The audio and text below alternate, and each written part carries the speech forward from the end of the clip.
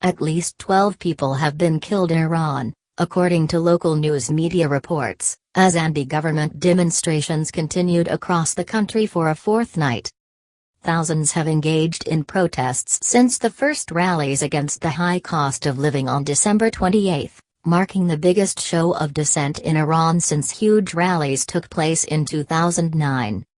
State TV reported on Monday that 10 people were killed in several cities on Sunday, and showed footage of damage allegedly caused by protesters. The report did not provide further details about the deaths. Local media reports said that of those who died, 6 were killed in Twiserkan, in Hamedan province, and 3 others in Shahin Shahr, in Esfahan province. Another person was killed in Izeh, while 2 others died in Dorud, in western Iran, late on Saturday. Some 400 people have been arrested across Iran in the protests, state news agencies have reported. Rouhani's first comments. On Sunday, Iran's President Hassan Rouhani said people in the country have the right to protest but warned that violence is unacceptable. It should be clear to everyone that we are people of freedom. According to the Constitution and citizens' rights, people are free to express their criticism and to protest, Rouhani said in televised comments from Iran's capital, Tehran, on Sunday. However, we need to pay attention to the manner of that criticism and protest. It should be in such a way that it will lead to the improvement of the people and state. People have the right to protest, but those demonstrations should not make the public feel concerned about their lives and security. Why are there protests taking place in Iran?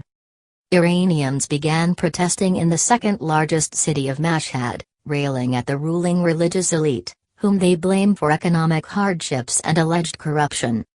The rallies have since gained momentum and spread to other cities, including Tehran.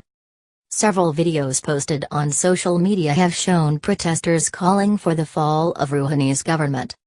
U.S. President Donald Trump has been quick to respond to the protests, saying Washington is watching very closely for human rights violations.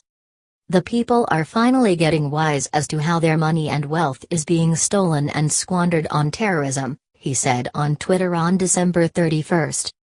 Rouhani has since hit back at Trump, accusing him of having forgotten that he has called the Iranian people terrorists a few months ago, on Sunday. Canada has also commented on the demonstrations, with the country's Ministry of Foreign Affairs saying it was closely monitoring the protests, and calling on the Iranian authorities to uphold and respect democratic and human rights. Canada is encouraged by the Iranian people who are exercising their basic right to protest peacefully, the ministry said in a short statement on December 31. Canada will continue to support the fundamental rights of Iranians, including the right to freedom of expression. A spokesperson for Iran's foreign ministry has condemned Canada's response as interventionist, saying it violated the country's international commitments. It is devoid of any legal justifications, Bahram Qasemi said, according to Iran's official state news agency, IRNA.